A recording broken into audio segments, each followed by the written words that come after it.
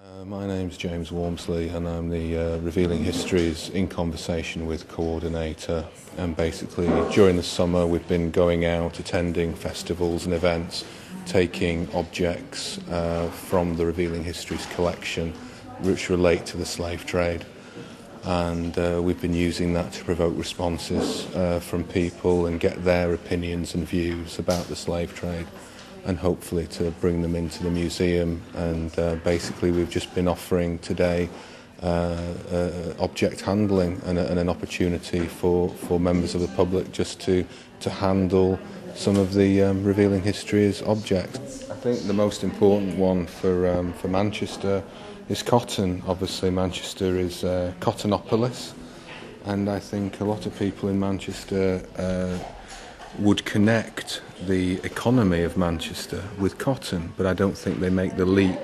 from cotton to actually where the cotton came from. So I think it's quite a revelation to people sometimes when you point out to them that actually the whole of Manchester's economy is really built on the slave trade. And that's an interesting connection when obviously with initiatives like Urban Splash and lots of young people aspiring to live in former cotton mills. And I think it's important that people are aware that Manchester's wealth and institutions like the Royal Exchange Theatre perhaps have a darker history than they are aware of, and I think it's important to acknowledge that. And I think Manchester, a good example is in London there is a statue of a donkey in memorial of animals that died in World War II. But there is no memorial to slavery in the United Kingdom, to the Black Holocaust. 12 million Africans were taken from Africa. And I think that Manchester perhaps needs to recognise its connection to the slave trade more significantly than it does.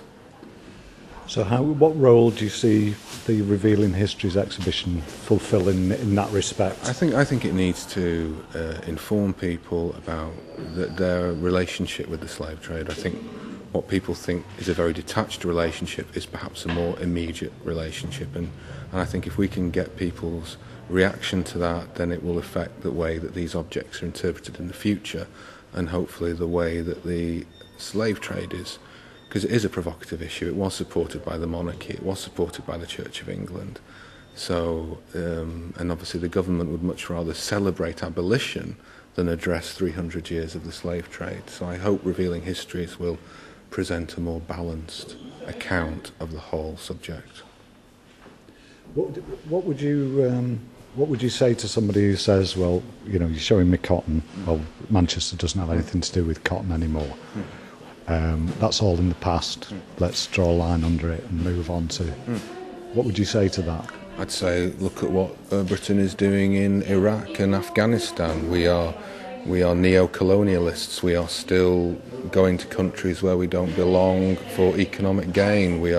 Our troops are in Afghanistan protecting oil pipes, and our troops are in Iraq maintaining British and American oil interests. And I think a Nigerian human rights activist said if you deny somebody access to their own raw materials, then that is a form of slavery. And I think that's what's happening now in Iraq, is another form of British empire building.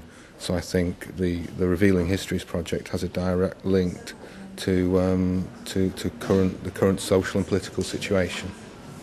What about in terms of slavery, people trafficking, all this kind of thing?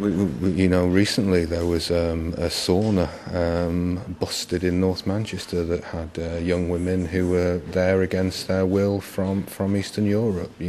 So that's on our doorstep in North Manchester. So modern, we go into Asda and buy a T-shirt for £2. We have to question the fact that whoever made that T-shirt was probably getting £2 a month or £2 a week or £2 a day, but they were working in a massive factory with very poor working conditions. They were probably living in a compound, and that is a form of slavery. That if denying people basic human rights is a form of slavery. So there are issues of contemporary slavery that are going on all around us. Fortunately, because of our stronger economy, we perhaps in this country aren't as witness to that as other people are in other countries. So where do you see the future in terms of, obviously we're talking about education, are there any kind of practical goals that you'd like to see in terms of... Personally, I think an American company, J.C. Penney, a financial company, they acknowledged that they had direct links to the slave trade and that their company, their financial institution, had benefited directly from the slave trade, as has Barclays Bank and Lloyd's of London. And now J.C. Penney make available a substantial grant every year for young African Americans to apply for, to go to university. So that's a very real acknowledgement, and they're trying to do something positive.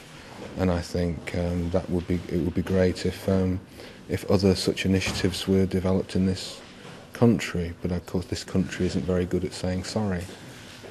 So I'm very doubtful that would ever happen. You know, I'm not an expert, but this is a manila, and this was a form of currency, and would have been used as a form of currency to trade for slaves, along with obviously weapons and goods. Imported goods.